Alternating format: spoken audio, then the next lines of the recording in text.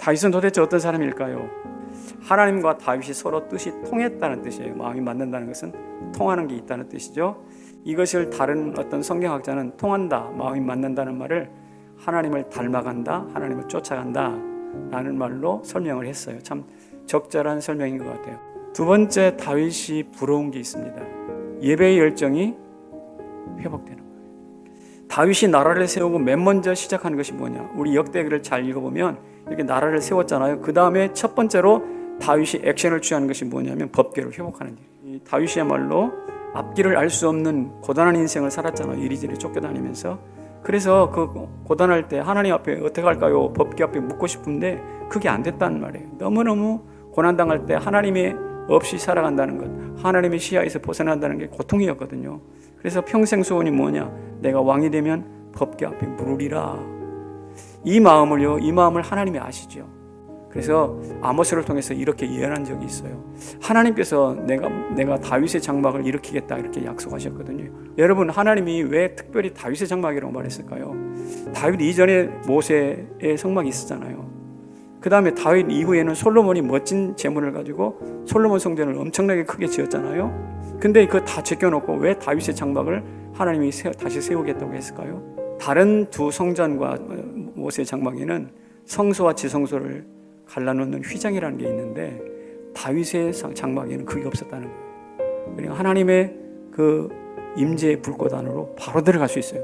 이게 다윗의 장막의 특성이라는 거예요. 그러니까 하나님도 휘장을 찢고 예수를 통해서 휘장을 찢고 직접 만나고 싶어 하는데 그런 열망을 가진 사람들이 없는 거예요. 그런데 보니까 다윗이 그런 열정을 가지고 있어요. 그래서 토미 테니가 이런 말을 했어요. 아름답게 지은 궁정이 아닌 내 속에서 비록 내가 비천할지 모르지만 초라할지 모르지만 열정을 원하신 거예요. 사랑하는 성도 여러분, 이곳이 여기에 얼마나 궁정 같은 성전을 짓느냐 이건 그렇게 중요한 게 아니에요.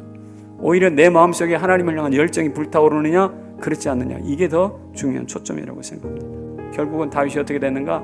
시작. 다윗이 어디로 가든지 여호와께서 이기게 하시니라. 이 사실을 믿으십니까? 이기는 사람이 되는 거예요. 예배 드리고 나면 우리가 그 결과적으로 세상을 이기게 되는 것이라고 저는 믿습니다. 중요한 것은 이기는 다윗이 아니라 이기게 하시는 하나님이에요. 여호와께서 이기게 하시니라 그랬거든요. 이 예배 열정은 하나님을 찾아 만나는 것인데요. 무엇입니까? 이기는 사람으로 만나는. 그런데 이것을 또 놓치면 안 돼요. 다윗은 밑바닥에서 시작했다는 거예요. 아버지 이세로부터 너는 가서 양이나 치고 와 하는 거 보니 아버지에게 인정받지 못하는 것. 사울 왕에게 쫓겨서 10여 년 동안 도피 생활을 했지요. 그뿐이 아닙니다. 블레셋에 아까 찾아가서 목숨을 구하라고 미친 체 하면서 침을 흘려야 돼요. 그런데 그 상황에서 어떻게 기도하는가? 이렇게 기도해요. 낮은 데 살잖아요. 그런데 높은 하나님을 봐요. 죄악의 산에 둘러싸여 있잖아요. 그런데 하나님의 영광을 봐요. 심지어 깊은 우물 속에 빠져 있어요. 그런데 우물이 깊으면 깊을수록 별들이 더 밝게 빛난다고 그랬어요.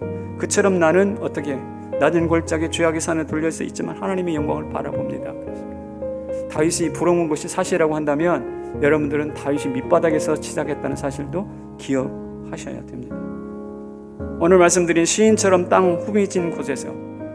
땅바닥 후미진 곳에 누워있긴 하지만 그러나 여러분의 시선은 영광의 산을 바라볼 수 있기를 축복합니다.